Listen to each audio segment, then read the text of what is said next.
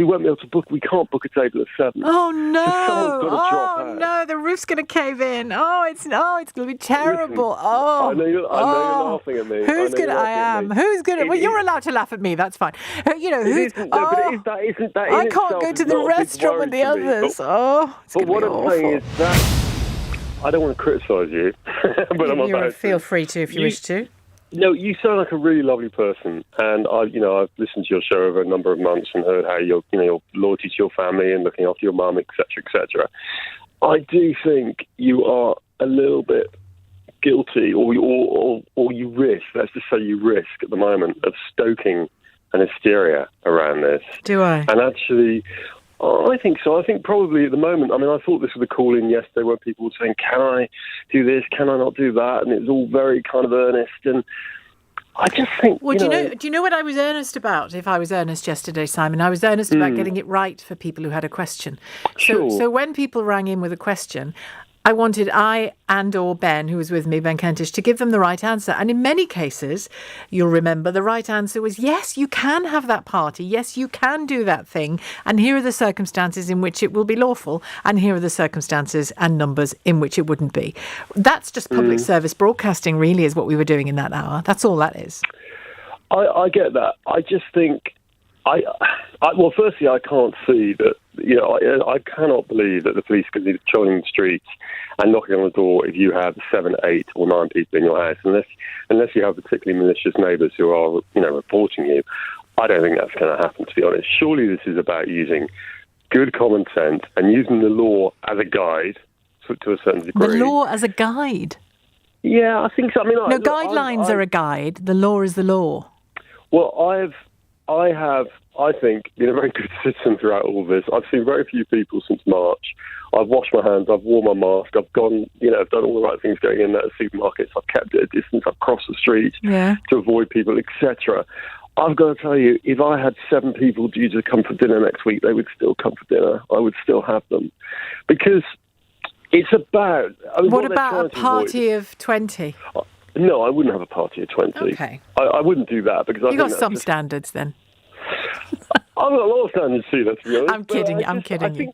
No, but the point is, well, firstly, this is all being led. I mean, you have to remember, I don't want to make this too political, but it's being led from the top by a man who shook hands with COVID patients at the beginning, was one of the only world leaders to get COVID and ended up in intensive care. I don't really rate his advice very much, and it's also been led by but actually, he is now following and giving us the advice of Chris Whitty and Patrick Vallance and those two institutions that they represent. I mean, are you just ignoring science and doctors now?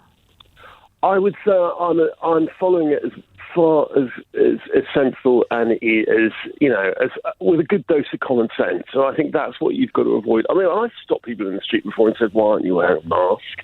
Or I've got a cross at the height of it. I'd be in a queue to get food in the supermarket and see 3 young girls all over each other laughing around in front of the queue, not distancing. And I said to them, so I've done my fair bit of picking people up on things.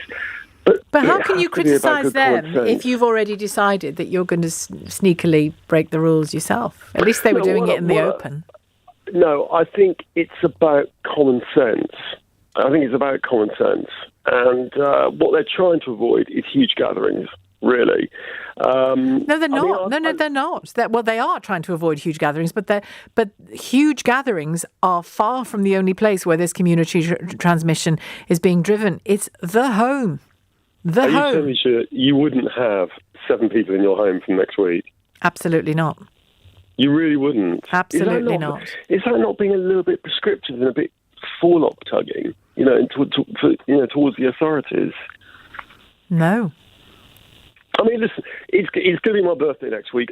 2 years ago, I had 20 people here for drinks at my house. I wouldn't do that next week. I am meant to be meeting some relatives. Well, hang on a second, Simon. Do you know what? I think you're a little bit judgmental, dare I say, which is a bit rich coming from me today. But it does. But here's the thing. You keep saying, I wouldn't do this, but I would do that. It's about reason, isn't it, and common sense. Yeah, but if you're drawing a line somewhere, it's because you're making a judgment. And you're saying that I'm tugging my forelock to the government, which will be a first. But you have decided that you won't have your birthday party. With 20 people there. I don't think you're. By the way, I wouldn't criticise you for that. I would applaud you for that. But when I make a decision not to have 7 people in my house, why am I somehow kowtowing to Boris Johnson? But when you make a decision not to have 20 in your house, you're the dude with all the common sense. Why do I get to be the dull one who's kowtowing to the government, and you get to be the dude with all the common sense? It's a good point. Yeah, you see, Mr. Judgy. It's about balance. And everyone says that when they want to do their own thing. It's about balance. You do you follow the rules, and I won't. Do you not? Well, hang on. Do you not feel you'll be a little bit to the left of? I go, I can't have 7 people. Do you not think that's a little bit sort of doffing the cap too much? You've just got to use common sense.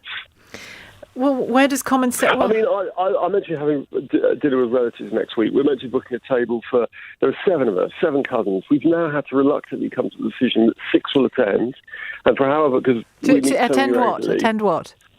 Attend a restaurant, because we won't be able to book... We can't book a table at 7. Oh, no! So someone's got to drop out. No, the roof's going to cave in. It's going to be terrible. Listen, I know you're laughing at me. Who's going to... I am. Who's going to... Well, you're allowed to laugh at me. That's fine.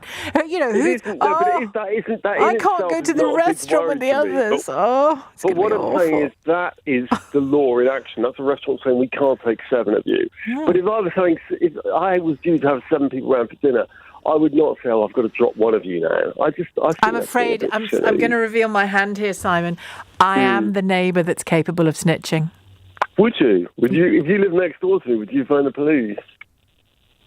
It depends what I thought was going on. Well, that's very judgmental.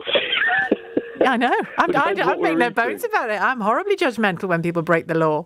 Really? You'd pick up the phone and phone if you thought there were 7 people having dinner at your neighbour's house? Depends what the 7 go on to do and who they live with. But by your reckoning, you've got to abide by the rules. So actually, yes, you should pick up the phone. The law. So you should pick Simon, up the phone. The law. Yeah. If I saw someone stealing your gate, I'd ring the police. The law. So if I go and have a picnic on your doorstep, 7 or 8 people, in a few weeks' time, you will report me. Only after I'd thrown a bucket of cold water over all 7 of you. I would expect you to report me now. You've got to report me on that basis. Look, I respect you. I think you're slightly stressing people over it. I think we've got to be a little bit more adult about it. Yeah, I do. But respect the law. How do you feel about the 50,000 people who died between April and July? I think it's absolutely horrific. But I don't. And why do you think it wasn't 100,000?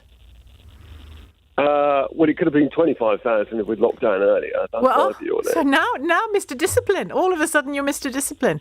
But the reason it wasn't 100,000 or 150,000 is because of lockdown. Is because good people like you and me, Simon, restrained our behaviour. I know you did. I know. Lockdown. And that's what we saved lives by behaving in a more contained way. Plain and simple. But I don't think having 6 or 7 people in your house is going to make a great deal of difference to how many die now. I genuinely don't believe that. But do you agree, Simon, that in common behaviour, when you make decisions in a communal sense, and I've been accused of being a communist today, which is hilarious. When you, I think you're very subservient, but I don't know much about you, but I bet you're a woman that dots all the I's and crosses the T's and never breaks the rules. I don't think you're someone who would ever take a risk. I don't know. I could be wrong. You're very wrong, Simon. You're very, very wrong. Very wrong. Do you want to come over for dinner next week, Sheila? Only if there's only you, me, and 4 other people. Well, I've got a dog and a cat, so They don't count. They don't count, Simon. They don't count. This guy, says this texter, should use common sense and obey the letter of the law. Here, I'll go round to that person's house for dinner. I spoke to you a while ago. I'm delighted to say that while overwhelmed, I found out this morning that I can go in tomorrow and have a test and hug my mum. Oh, my goodness me. We've been campaigning, as you know, for a long time. And yes. Every care home is making up their own decisions, despite what the headlines say, as we know. And I've known so many people that are still not able to visit at all, and I was just waiting all week to see what the home would say. And I'm just completely overwhelmed. Oh, I'm not surprised. I'm delighted. Oh, you're going to make me cry now. How long have you been waiting? 14th of July. Oh, my God. Such a long time. And which is not as long as some people, Sheila. Some people haven't even seen their parents or their loved ones for months and months and months. But it's a long time. I saw Mum this morning, just the outside-inside visit, which are very difficult because she's not really... She has dementia and lack of capacity. But she knows you. I hope so. It's difficult to tell. But I told her what was going to happen. Whether I don't know if she understood. But I just can't wait for the morning. I just hope it's a negative test. So, fingers crossed. I'm sure it will be. And what provision have they made? Are they expecting you to wear, obviously testing, but are they expecting you to wear PPE as well? Or? Well, there's a choice. They're asking us to pay £10 for the rapid flow because they don't actually get given them at the moment free, which is fine. And then I can go in, and if I'm in Mum's room, I don't need to wear any PPE. If you do, there's also a weekly test you can have that will take about 24, 48 hours to come back, and then that lasts a week, but you're not as... it says you have to wear full PPE, and it says that you can't, if you do that test, not supposed to have contact. So it's a big difference, and I don't contact know. With the loved one. Yeah, with your mum. and I don't know, the science and how that actually works, but I didn't want to wait anyway, so I said if I could have one tomorrow. Yes, and I am going to. So, I do. You do it yourself.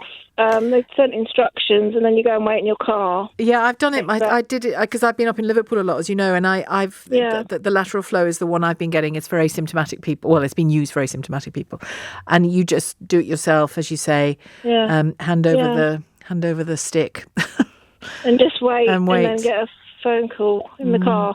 So I'm just praying it's negative, and that hopefully it will be. Yeah. And then I can go in, and I can't. It's just very emotional. Yes, yeah, no, I can hear it, and of course it's emotional. I was emotional this morning about the vaccine. Yeah, yeah, definitely. And that's not. It's just amazing, and I just hope that I just hope every care home, that can do this because it's so important. And I know it's difficult, but it's possible. Yeah. Now, I'm afraid your hysterical hatred for Trump and your absolute disappointment with the state of politics at the moment is clouding your judgment, Sheila. Is it? I think so. I mean, he clearly, first of all, being South Korean is a nationality, not a race. And secondly, it just seems that everything the man says, people like you, who I listen to and enjoy and respect, but people like you and James O'Brien, your pathological hatred of the man. Oh, I didn't do that. I kind of felt like doing it, but I didn't do it. Hysterical hatred, pathological hatred. I don't hate Donald Trump at all. I don't hate anyone, I don't think. I find him deeply disturbing. And as you can see, if you can see me and hear me, I'm not hysterical about it at all. I find him deeply disturbing. On the odd occasion, very odd occasion, that I have understood his actions, I've said so. But when I don't, or when I look at them and find them wanting and find them disturbing, I will say so. That does not make me hysterical. Oh, we've got you back. Anthony, I promise I didn't do that. That was Jeremy Corbyn's office cut me off, I think. Go on. I absolutely respect what you say, but I genuinely think, and this is still on the point, I think that if the people who want Trump to be taken out of office and the people who want Boris out of office have got to take a long, hard look at why those people are so popular. And at the moment, the absolute hysteria around he's a racist, Boris is a racist, everybody's a racist. It's just losing any kind of... No, but Anthony, everybody isn't a racist. But do you... hang on. Let me ask you a question. Do do you believe that it is acceptable, important even, to examine the words that people say, mine included, yours included? Absolutely, yes, of course. Well, that's all we're doing when we have these conversations. Yeah, well, all right. Well, let's go back a few years, and I'm unlucky enough to be nearly 50 now, and I remember. Think of someone like Stan Boardman, who used to make a living out of making jokes about the Germans bombing our chip shop. Mm-hmm. I mean, that wasn't particularly, in my view, racist against Germans. It was slightly off-colour humour. But again, I don't see what Trump said as being anything worse than that. You know, it was a South Korean film with subtitles. You know, he has a nostalgic view of how he would like America to be. And he wants, you know, vintage films and all the rest of it. Now, he's entitled to that view. But I do think that, you know, there's going to be another 8 years of Trump. There is absolutely no shadow of a doubt. No, there is. There's going to be another 4 years, not 8 years. I do beg your pardon, another 5 years, and there's going to be I do beg your pardon, Sheila. That's all right. And then there's going to be, 10 years of Boris, unless the left sort themselves out. I happen to think that Boris and Trump are two of the most sensible people around to be running things, but of course, I don't both think many people agree with you. I'm not particularly talking about Boris Johnson being a racist here, but both men could be replaced by, in time, could be replaced by political leaders of the right just as easily as of the left, who just use perhaps more cautious, more careful language in public utterances and things they write. That's true, but I do think that's more likely to happen if the left don't sort their act out and stop throwing the word racist around like confetti, because it's losing any effect. We've had, even in the last week, in addition to Boris being accused of being a racist, Trump being accused of being a racist, we've had Priti Patel being accused of being a racist. We've had the chap that Dominic Cummings hired screamed at as being a racist. It's almost like there's now a rubber stamp that whenever anybody says anything, you're a racist, you must resign. And I don't think it's doing the left any favours. Can I ask you a question? You mentioned Priti Patel. I'm not speaking specifically about her, but do you believe that people who are black or minority ethnic cannot be racist? Well, I've certainly seen evidence. Yes, I do believe that anybody can be racist against another race. Yes. Right, okay. It's not an exclusive problem with white people. And Andrew Sabisky, the man that left the government no sooner had he joined it, the young man, he didn't just say this or that. He didn't just say something that one could disagree with. He was clearly arguing, not that long ago, because he's only 27, so nothing was that long ago. He was clearly arguing. I think it was about 7 years ago, wasn't it? He was clearly arguing that black people are intrinsically less smart than white people. Now that's white supremacy. That's eugenics. It's white supremacy. And even if it was 7 years ago, do you have that in your playbook? Do you have that on your CV? No. I don't, because guess what? Guess what? I've never toyed with being a racist. I'm impacted to phone in because yesterday we lost our mum. Oh, and I've listened to you a lot, and I listened to James, etc., etc. And when the impact that if people are not social distancing, if people don't do what they are advised to do, the impact on people when they lose relatives, it's bad enough anyway, because she was poorly over the weekend. We knew she was ill. We don't think it was a coronavirus. She had cancer. But it was I kept thinking, right, I can't phone the hospital, can't phone the doctor, because you put more pressure on them. So my sister did what she could and looked after with my brother. And then he found us yesterday morning on Mothering Sunday. So we went over. I have to say, I've been very careful about social distancing for a few weeks. I've had to get food like all of us, but we take sensible, practical measures. Yeah. The impact that when you have to then phone 999 or the police come out and they have to gown up. She was really good, the lady from Andover. And then my brother we had to stand in the garden because they can't come in the house. And then my brother had to sit in the police car and we had to try and trace her steps. I mean, she was 85, my mum, and she did still work a couple of days at Sainsbury's, but not for several months because she'd been diagnosed just before Christmas. But she was vulnerable anyway. She was vulnerable, at this point, yeah. But you tried telling her that. I don't know what I know, yeah. I'm trying to tell my mum. You know, she drove here last Monday. She drove to see me, and she stayed, and I didn't. And she drove home, and I kept saying to her, "Are you sure you should be driving?" "No, I'm fine, I'm fine." And she sort of zoomed off down the road, waved, blew me a kiss. We didn't hug, we didn't kiss. You can't do things like that. So the last thing, when I saw my mum, I couldn't hug her. But people, when we drove down, we did go to see my son, who's in Southampton, and we drove down. And on top, I live in a village near the South Downs, and I couldn't believe the crowds. But it wasn't even that they were far away. I'm lucky I can walk out in the countryside. I'm lucky that I can just step out into a garden. But people, I've never seen such crowds. It's like Brighton Beach. It's never been like that up there. And then I'm seeing things on social media where people are very close together on trains and that. And it's people, I just are not taking it seriously because elderly people are vulnerable. And then we don't know if we'll get a funeral. We were told that. We have to wait for a coroner's report.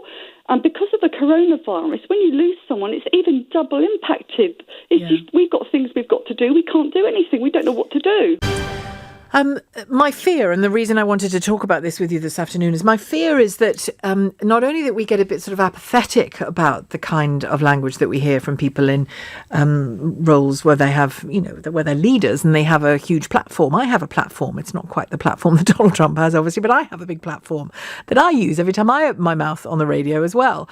Some of you will like what you hear. Some of you won't like what you hear. I hope that even if you don't like what you hear, and even if I don't like what I hear from you in a conversation, we can at least have a decent, civilised conversation about issues, and for the most part I think we do. But I've got an example coming up here from last night's Question Time programme. Not so much the programme itself, because I'll play this clip in a second. When it was said live on the programme, there was a question that led to the clip. There were responses to what the audience member said. So in the full context, there was challenge. There was conversation, there was challenge to what this individual said. But then, like many programmes these days, Question Time put the clip out on social media, on Twitter, and presumably I saw it on Twitter, presumably on Facebook as well. And it just stood alone. Listen to this, standing alone. No explanation, no challenge. I'll challenge it in a minute, but just standing alone. Interesting what you're saying here. 68 million people now live in England, going up, UN estimates. At what stage does the panel and people think this country has had enough? That we should close the borders, completely close the borders, because it's got to the stage now is there's no education, schooling, infrastructure. It's enough. We are sinking. Surely someone's got to see common sense and say enough is enough. You've got people flooding into this country that cannot speak English. I've come from London. In the National Health Service, everything's written in different languages. How much is that costing? How much is it costing for the interpreters? Sorry, madam. How much is it costing for the interpreters? I was in hospital last week. The interpreter never turned up for the people who couldn't speak English. She was paid. They all had to go on, and all the radiologists stood around doing nothing. What sort of country is allowing this? What sort of country is allowing this tourism to come in? You arrive in a plane, you get free service, you can have your babies, you can just carry on having it all for free. Why haven't they got points set up in the hospitals and you pay like you do in every other country you go to? You wouldn't turn up in America and be allowed to go for free. There's Fiona Bruce in the background there starting to say, let the panel respond. And the panel did respond live on air. You know, it's not quite live, is it, when it's broadcast, but there it was. But the clip out there, that clip from that lady is out there now on Twitter. Now, some people will be able to challenge it. Some people won't wish to challenge it. It will just stroke them and reassure them that actually all their views about Britain sinking and being overwhelmed by migration and there being no education system to speak of left, there being no services left, any serious damage to services that we've seen over the last decade is not to do with immigration, it's to do with austerity and cuts to those services. Flooding into this country. Different languages. The abomination. Different languages. A GP surgery daring to put some information in different languages on the walls so that people who speak those languages can understand and get some healthcare. Good God, what's the country coming to? Different languages. Do you know what I mean? It's nonsense. And what she said about health tourism, people just coming willy-nilly and using the NHS, actually qualifying for free NHS care in this country isn't based on nationality or where you are from. It's based on the frequency with which you reside in the UK. If you are ordinarily resident in the UK, you can access free NHS care, and it depends sometimes on the type of treatment that you need. So you can register with a GP when you are here. You can get accident and emergency treatment if you're injured in a sudden accident. Do we want to be a country that leaves tourists to bleed to death on streets when they're injured because they're tourists? I don't think we do we? I don't think that's not Britain. Certainly not the Britain I recognise or wish to recognise. And as for the cost of so-called health tourism, that can include, based on what I've just said, that your access to free healthcare, NHS care, is based on whether you are ordinarily resident in the UK. If I left this country and 15 years later decided I quite liked that old GP I used to see and came back to see him or her because of a problem I had, I wouldn't actually have automatic free access to NHS treatment because I wouldn't be ordinarily resident in the UK. So the woman had almost everything wrong in what she said. It was all based on fear or antipathy of foreigners, what she said. She may be a very nice lady, but she's afraid of foreigners, clearly. And none of it was correct. Nothing she said was correct. That may have been, I didn't see the programme last night, that may have been cleared up in the responses that were given by the panel, but it's certainly not cleared up on Twitter, is it? It's just out there. Xenophobia, it's just out there. And you can I'm reacting to it for the purposes of the programme, and I'm reacting to it because I'm reacting to it. But the reality of so-called health tourism is it's 0.3%. 0.3% of health spending is in situations I've just described there, when foreign people or British expats, can also be health tourists, by the way, come into the UK, and significant amounts of that 0.3% can be recouped back, either from individuals or from the EU. I mean, there's been some change. When was it? 2015, was it? When the NHS surcharge came in, where people are contributing more. So she was wrong. She was wrong in everything she said, except that I can't argue with what she said she saw when she was in a hospital and the radiologists or whatever it was couldn't do their job because the patient didn't turn up and they wasted money paying an interpreter to show up. I can't argue with that because I wasn't there. But the other stuff, I'm afraid she's completely wrong. And if we are lazy and apathetic about responding to comments like that, if we are lazy and apathetic when somebody says immigrants always bring wages down, sometimes an increase in immigration in a particular sector can depress wages, but there's as much evidence to say it increases wages in other sectors, and that depression that can happen in wages is often very short term. So we have to challenge these statements every single time if they have even the whiff of nonsense about them. And pretty much everything that lady said was nonsense, at least not true. It'll be a combination of the crowd singing, it'll be speeches, and it'll be just a very, very historic moment. Do you know what they'll be singing? Or is it freestyle? Say again? Do you know what they'll be singing, or is it freestyle? Oh, well, we will organise some appropriate fun songs in recognition of this historic moment for our nation. And, there will be, it'll be an event that entry and sense will be free. We'll be looking for donations from people. But, we know that funding will be there. And I think it's really, really important that the Big Ben does indeed chime at 11 o'clock. Why is that so important?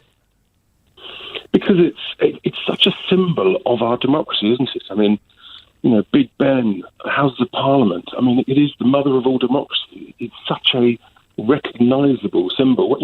When it chimes on New Year's Eve, it's the beginning of a new year and people celebrate. And I think this is exactly the same moment.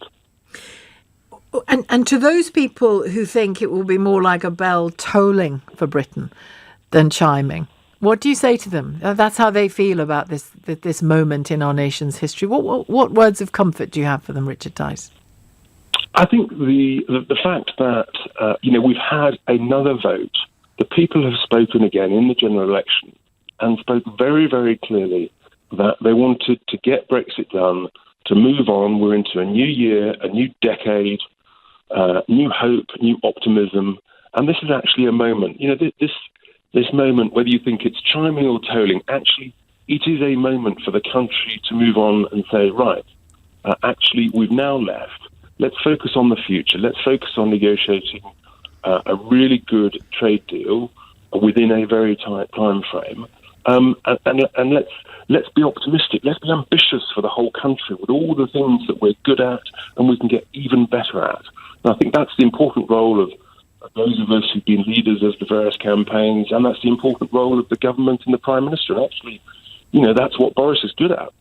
Richard, it's Theo. Just a quick question. What happens if they can't get Big Ben to bong at 11 p.m. on the 31st? What will you do then? If they can't do that, then the sound of Big Ben chiming will blast loudly through our excellent speaker system from our stage on Parliament Square. Of course, it won't be quite the same, but the time will be 11 o'clock UK time, and it will still hopefully represent for everybody that huge symbolism of our democracy working in action. So that's what. Which previous moment in history are you going to get those chimes from?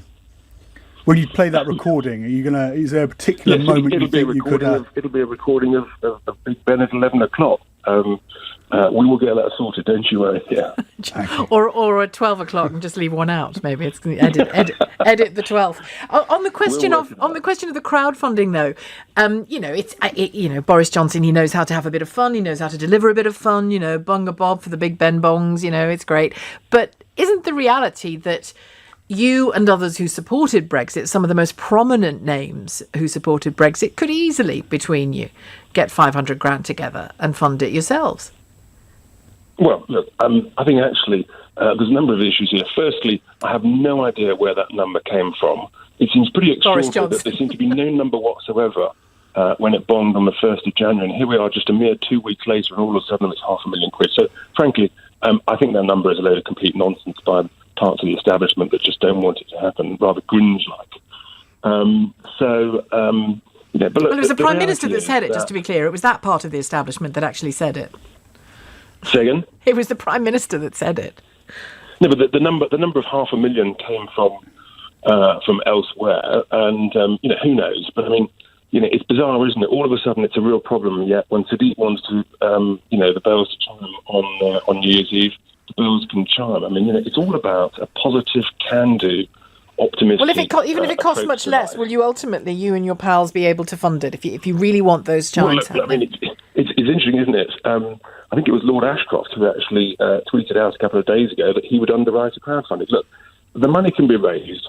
I'm very, very confident that money will be raised. People want this to happen. And the other point is actually, we've issued an invitation for the Prime Minister to speak at this rally in Parliament Square. We're waiting to hear from number 10.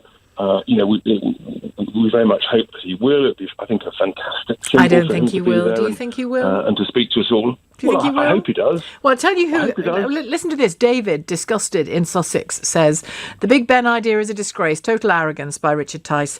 Us Remainers will consider it I'm sorry, that's what he says. Us Remainers will consider it a slap in the face. We do not feel positive. We are worried for our future. And now Boris Johnson, whatever you think of that, Boris Johnson has to heed that kind of sentiment as well, doesn't he, politically? He does, and he's already started, talking in those ways. But this is an important moment, and actually, I think it does.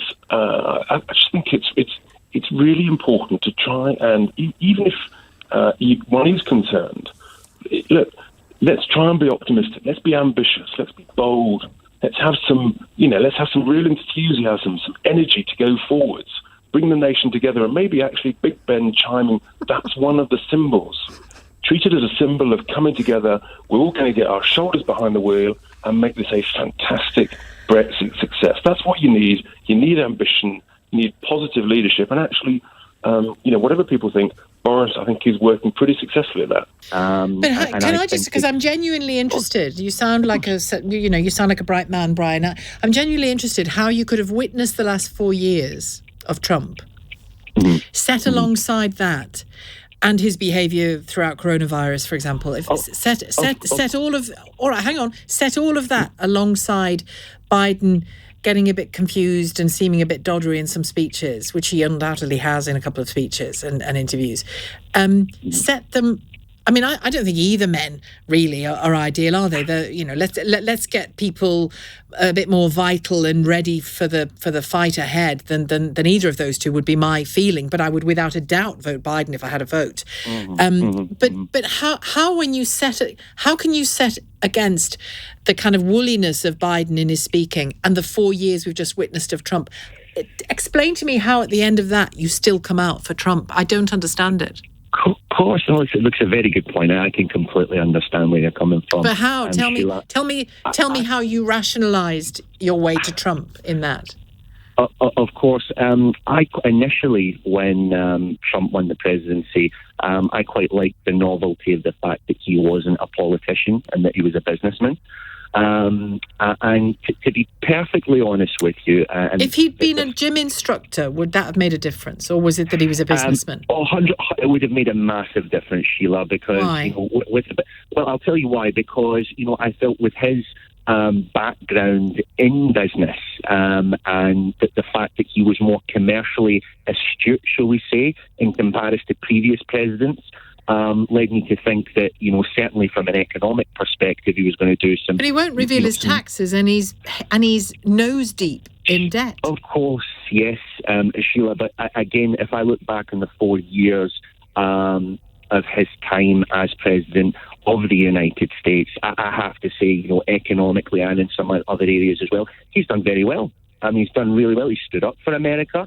I think in many cases, if we look at, not just China, but NATO as well, demanding that all the other members of NATO pay their fair share, which I think should be applauded. Well, he wasn't the first American president to do that. He was just the first American president to do it the way he did it. Yes, but I think that the speed in which he was able to do that, the rate at which he was able to get the decisions made as well, quite efficient. I think that's certainly a positive as well. So, and you're not bothered about the lying, the sexual assault. What president doesn't lie, Sheila? What president doesn't tell porkies? I mean, think about it. The racism, equating KKK people with peaceful protesters. Sheila, but then But you keep saying, of course, to really, Brian. You keep saying, of course, to really quite dreadful things. Racism, sexual assault that he brags about. I mean, come on, Brian, that is an obscenity. Sheila, none of us, not you, not I, or anybody else, knows the true sort of inner workings of presidents that have held the post in the past and what they've been up to. I don't need to know the inner workings. I don't need to know the inner workings of any other president to know that this particular president admitted and bragged about sexual assault. I mean, what sort of... look, his behaviour aside... Why? Why put it aside? Hang on. You're prepared to put that behaviour aside, but you're really put off by a bit of a woolly speech from Joe Biden. I don't understand it. You are going, Lisa, to see your family over Christmas. Yes. Tell me the situation. Are they far away, or what's the setup? No, they're in London. Right. And it's my sister's side of the family, and we plan to go and see them. That's the only other household we were mixing with, and I have every intention of going, whatever the government says. Right. So how many people are we talking here? So it's 2 households, is it, or 3? Yeah, 2 people in my household and 4 in theirs, 2 kids, 2 adults. Right. So you're still rule of 6 there, aren't you? And you're coming to London? Yes. I'm in Kent, which is a Tier 3 area. Right. They're in London, which is a Tier 3 area. It's not like the measures have worked so far, Sheila. It's not what, sorry? It's not as if the measures have worked so far. In Kent, we've been effectively in lockdown for 6 weeks, and it's made no difference. So In what way? Hang on. In what ways it made no difference? It may have slowed down hospital admissions. Going up. They've been going up. The rates. Can I finish, please? You can, except you're saying some wrong things. So I'm trying to correct it I'm not, in terms of accuracy. With respect, because the rates have been going up in Kent through the 4 weeks. Don't say, oh God, through the 4 weeks of lockdown. I'm saying it, I'm afraid, Lisa, because there's some important context that listeners need when you say 6 weeks of Tier 3 is having no effect. It depends what it's having an effect on. 4 weeks of lockdown plus 2 weeks of Tier 3. Right, but it depends what it's having an effect on. The aim is to stop people ending up in hospital. It's not about infection rates only. That's one of the key measures, isn't it? It is one of the measures, but there are up to 5 factors that the government use to decide who goes into what tier. And the most important of them isn't actually the infection rate. If everybody under 20 is getting high, or in the numbers of infections, it's not as big a worry as if everybody over 60 or if all of the infections are in the over 60s and therefore ending up in hospital and therefore ending up in death. Those are the calculations that they make. So for you to say it's not working isn't necessarily true. I think if it had worked, we wouldn't have gone in at Tier 1 and come out in Tier 3, would we? So I think we can say it's not worked. Well, depends what measure you're using, Lisa. We'll have to disagree on that because I don't have Kent's figures in front of me, but I'm telling you for context, it's more than just infection rates.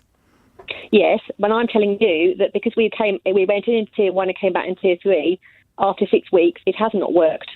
And I do see, and I am also tired. Still is ignoring the logic of what I just said to you, but I don't think we're going to get any much further on that. So, if London had stayed in Tier 2, your Christmas setup would have been absolutely fine.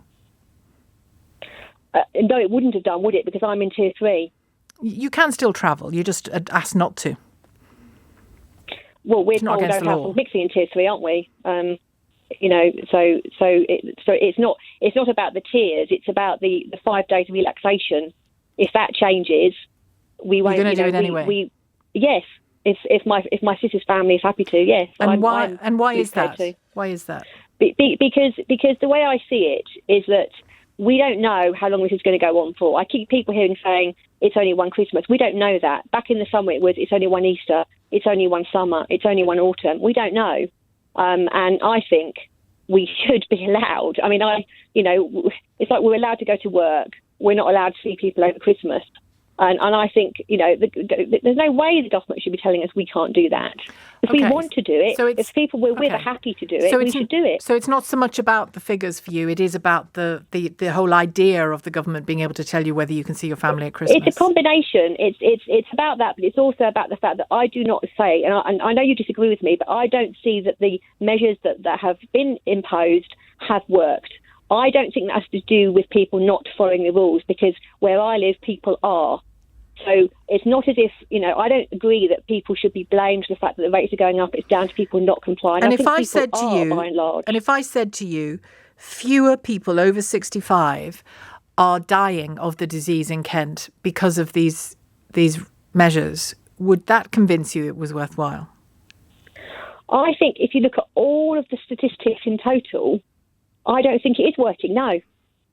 No, that's not an answer to my question. You saying I don't think it's working isn't an answer to my question. If you could see that it was stopping people over 65 ending up in hospital with COVID and dying of it, would you behave differently? If it could be proved to my satisfaction, yes. If you were able to demonstrate that, I don't think you can. But yes, if you could, can you demonstrate to me that it's not working? Well, just looking at the numbers, I log onto the BBC website every day and I see the rate's going up. Now, the death rate hasn't gone up very much at all in Kent. The infection rate has. It's gone up exponentially. The death rate has never been very high in Kent. And I look at the figures every day. Well, I'm not in a position to argue with you about the death rates in Kent because I don't have them in front of me, so I'm not going to. But for you to say that overall lockdowns and restrictions on human contact isn't inhibiting this virus, I'm afraid it's not true, Lisa. We wouldn't have the situation that we are in if people were not pulling back on their activities as they are. It would be worse. But the thing is, Sheila, the government is making choices. The government is saying we can go to work. Now, I'm a key worker and I have to go out and mix with people. Schools are open, shops are open. Yeah. So it's not like choices aren't being made. So it's kind of hypocritical to say to people like me, oh, you're being selfish, you're not thinking about everybody else, when decisions are being made all the time which are contradictory, which actually have loads of holes in them, and yet as the public we're expected to suck all that up. But do you accept that in a shop and in an office we behave differently than when we're in a living room or a dining room with our family and friends? I'm so sure we do, and Sheila. booze, We're in confined spaces. We're in confined spaces. We are. I mean, I can speak for the work that I do. As I go into companies' offices, it is not so different. And we're able to do that. Kids are able to go to school. And they're mixing inside. So to say but we know that schools have a problem. We know that schools are now where the disease is most prevalent. Age group. We don't know that. We do know that the age group of high school children is now where the disease is most prevalent. That's become clear over the weekend. Well, we know that's a factor. I think there's loads of other factors. I think that ultimately we are allowed, we are permitted to mix in all sorts of situations. The point I'm making is it doesn't matter if it's a school or a shop or a workplace or a living room or a dining room or a garden. It's human contact. And clearly a decision has been made to limit some and allow others, and that there is always a dance between those two. Free up somewhere, tighten up somewhere else, and it's just a question of where we do that. And if we tighten up nowhere, Lisa, if we tighten up nowhere and everybody does what they please and sees who they want and hugs who they want and touches anything they want and goes anywhere they want and mixes in busy rooms and busy trains and busy nightclubs, and if everybody did that, you know that the figures of this pandemic would go through the roof if we did that. I think my point really, Sheila, is we don't know when this is going to end. We don't know when the end point of this is going to be. Well, we kind of do, don't we? When no, we don't. Well, because we don't know how long the implementation will take. Of the vaccine. So yes, and also but it will end when enough of the population is vaccinated. Well, we get vaccinated again a year later like we do with flu. Well, we don't know how long vaccination efficacy will last. We don't know whether it will be affected by mutations, such as the one that was announced yesterday. But the flu vaccine is affected by mutations all the time, and then we effectively we inoculate people every year. Yes, the flu vaccine is, but it's only given to a small percentage of the population. This has to be given to everybody, doesn't it? Adults, for it to work. Mm. Yeah. So my point is that when we have no... So you're throwing the towel in, is what you're saying? What I'm saying is... You're throwing the towel in, if you let me put it in my own words, if that's all right with you. Of course. What I'm saying and I'll do the same if that's all right with you. I would like to have one day with my family this Christmas, if that's all right. And I don't think that's unreasonable. And are you not seeing them at all in the meantime? Well, we're not allowed to, are we? That doesn't seem to stop you. Well, I haven't, actually. So, again, you're making assumptions that I have. I'm saying I think that's not an unreasonable request to make. If people don't want to and choose not to, that's fine. That's a matter for them. But for government to make it unlawful, I think would be absolutely, shocking. And it would be an infringement on our right to choose. If we are happy to do that and we want to do that, we should be able to for one day in a year. And you're going for one day, are you? Not for the 5? No, just one day. Just one day. That's it. That's all I want to do. And then when you go back to Kent, will you still operate as though everything's failing, or will you stick with some rules? I'm sticking with the rules, Sheila. Again, you're assuming that I'm not. I'm asking you whether you are. I thought you're implying that I'm not. I am. I wear my face covering. I socially distance. I do a job where I have to go out and mix with people, but I practice all the measures I'm supposed to practice. Mm-hmm. I do all of that. I don't like doing it. I don't believe it works, but I'm doing it because they say we should. And I think in return for that, one day is not too much to ask. I've been listening to the programme. It's a great programme, but basically some of you callers really antagonised me and made me call you today. Good. Now, they're on about Brexit being an English project, a Conservative project. Now, the people of Wales voted to leave in larger numbers than anywhere else in the United Kingdom. Okay, we are a part of the United Kingdom. We are one of the 4 countries, and we voted to leave. It is not an English, it's not a Conservative thing. We stand with our neighbours like we have done for 800 years. The European Union is not prepared to move. We should have left in October and walked away, but we continue to negotiate with the European Union. They want more and more and more. It is time we left and discuss this once we've left in January. Discussed what when we leave in January? If the European Union is intransigent and doesn't want to do a deal with us by demanding 80% of our natural resources in the sea, and they want the European Court to basically decide on what happens in the United Kingdom, we are not a sovereign nation, and it's time for us to leave. But I don't think it does want the kind of jurisdiction that you're talking about there. It's about trade, isn't it? And standards and maintaining trade. Them. Well, if that is the case, Sheila, why are they being intransigent? Why did they demand 80% of our natural resources in the sea when it was at 60? It went up to 80. They are intransigent. They do not want to deal. They want to bleed us dry. They want to make us look fools of Europe. Those times ago, we need to walk away. And beggar the damage that does. Sovereignty, I don't care what it costs. Matt in Greenwich, hello there. Hi. Are you without any help at all? Yeah, so I work in advertising, and the whole business kind of came grinding to a halt in late February, early March. Not because of the way that my limited company is structured. I pay myself what I now know are called dividends, but really it's just accessing the money that I've earned through my business. So I don't qualify for the same help that self-employed people do, or indeed people that have set up a pay-as-you-earn scheme with their limited company. Yeah. And I've received no government support. I spoke to my accountant and asked them what they thought I should do. Eventually, it took them quite a long time to advise me, just because there was no information out there, and it was also unclear, and everyone was so confused. But eventually, they advised me to apply for universal credit, and I went through that process, and they offered me £27 a month. Oh, dear me. That's not going to do much for you, is it? Well, I don't know what you can do with £27 a month. I mean, I don't want to swear on the radio, but it's an insult. I've been paying taxes for 30 years. That's extraordinary. And now, now when I need some help, £27 a month is not going to do very much. So what have you been able to do, Matt, to keep going?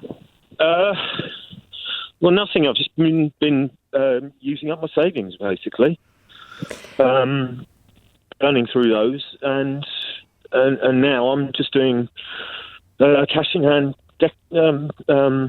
painting and decorating, just to make ends meet. Just to keep going, yeah. Yeah. And what's been the impact of that on you? Huge. I mean, for 6 months, I couldn't pay for food shopping every week. What that does to a person's self-esteem is really damaging. What did you do to get through that? Well, I have to take my wife's debit card to the supermarket, but she's working for a charity that deals in cases of domestic abuse, so her work's gone through the roof, so she's working in the spare room, and I'm just desperately trying to find work.